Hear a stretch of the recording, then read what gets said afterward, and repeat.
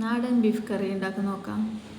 വെളിച്ചെണ്ണ ഒഴിച്ചിട്ട് അതിലേക്ക് ഗ്രാമ്പു പെരിഞ്ചീരകം പട്ട ഇട്ട് കൊടുത്തിട്ട് പിന്നെ ഉള്ളി ഇട്ട് കൊടുക്കുക. ഞാൻ 2 വലിയ സൈസ് ഉള്ളിയാണ് എടുക്കുന്നത്. അതും കൂടി ഇട്ട് കൊടുത്തിട്ട് നല്ലോണം വഴറ്റി കൊടുക്കാം. ആവശ്യത്തിനുള്ള ഉപ്പും ചേർത്തിട്ട് കുറച്ച് സമയം വന്നിട്ടാകുമ്പോൾ അതിലേക്ക് വെളുത്തുള്ളി ഇഞ്ചി പച്ചമുളക് ഇതിൻ്റെ പേസ്റ്റും കൂടി ഇട്ട് കൊടുക്കുന്നുണ്ട്. പിന്നെ കുറച്ച് കറിവേപ്പില. വെളുത്തുള്ളി ഇഞ്ചിയും മീഡിയം സൈസിൻ്റെ ആണ് എടുക്കുന്നത്. 5-6-7 അല്ലി വെളുത്തുള്ളിയും 3 പച്ചമുളക് എടുക്കുന്നുണ്ട്. പച്ചമുളക് കുറച്ച് എരിവുള്ളതുകൊണ്ട് 3 എടുക്കുന്നത്. അതും കൂടി നല്ല മിക്സ് ആക്കിയിട്ട് പേസ്റ്റ് ആക്കിയത് അത് ഇട്ട് കൊടുത്തിട്ട് കുറച്ച് സമയം നല്ല ഉള്ളിൻ്റെ കളറെല്ലാം മാറുന്നവരെ വഴറ്റി കൊടുക്കുക. ഒരു ബ്രൗൺ കളറാകുന്നവരെ നല്ലോണം വഴന്നിട്ട് വന്നിട്ടാകുമ്പോൾ നമുക്ക് തക്കാളി ഇട്ടിട്ട് കൊടുക്കാം.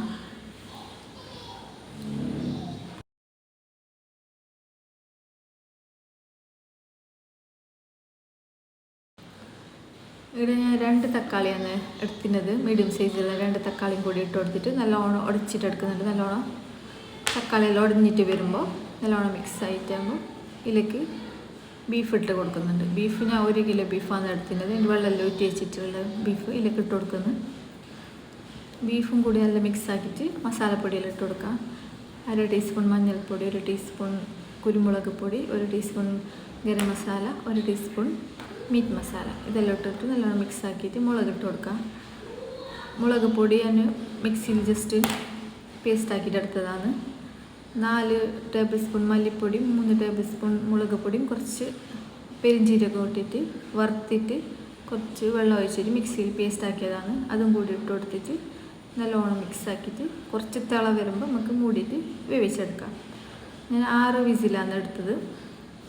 6 വിസിൽ ഇട്ടിട്ട് വേവിച്ചിട്ട് എടുക്കുന്നത്.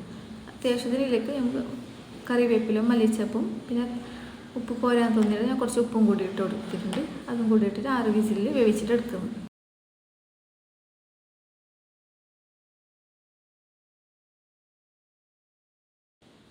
ഇപ്പം നല്ല ബീഫെല്ലാം വെന്ത് വന്നിട്ട് അത്യാവശ്യത്തിലുള്ള ഗ്രേവി എല്ലാം ആയിട്ടുണ്ട്.